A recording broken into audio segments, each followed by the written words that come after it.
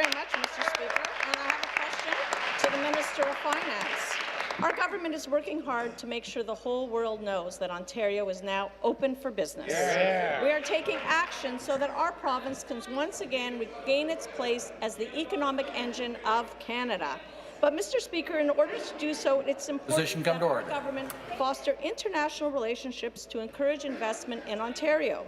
Last week, we were happy to hear that our Minister of Finance visited New York City. Could the minister please explain the purpose of his trip and what he accomplished while he was there? Minister of Finance. Thank you, Speaker, and thank you to the member for Thornhill. Last week, we were thrilled to let the investment community in New York City know that Ontario is open for business. We spoke with the Canadian Association of New York about fostering a culture of innovation in our province and nurturing an attractive investment climate. We also discussed our government's plan for lower taxes, smarter spending, and deficit reduction with international investors. And we made clear that for the first time in 15 years, Ontario's government wants to work with the business community. After our trip to New York, everyone across Ontario can be excited for the success that lies ahead because Ontario is open for business. Stop the clock.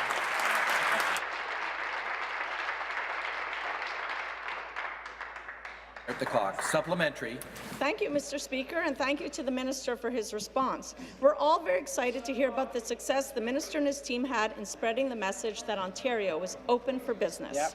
It is only by sharing the hard work everyone in our government is doing that we will be able to attract the investment Ontario needs to get moving again. Indeed, it's been a long time since the business community saw this level of support from Ontario's government. Mr. Speaker, our government has taken action to open Ontario to investment with plans to continue fostering an attractive business environment. Could the minister share the details of our Open for Business message and how the actions of our government have resonated with the investment community? Minister. Thank you, Speaker.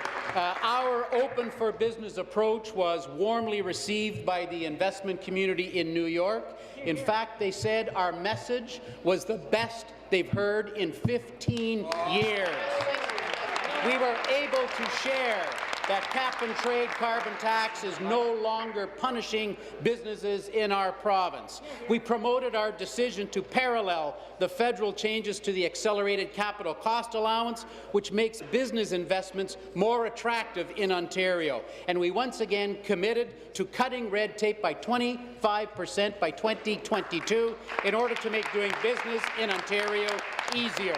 Speaker, we are restoring confidence in Ontario as the best place to invest and do business. Yeah.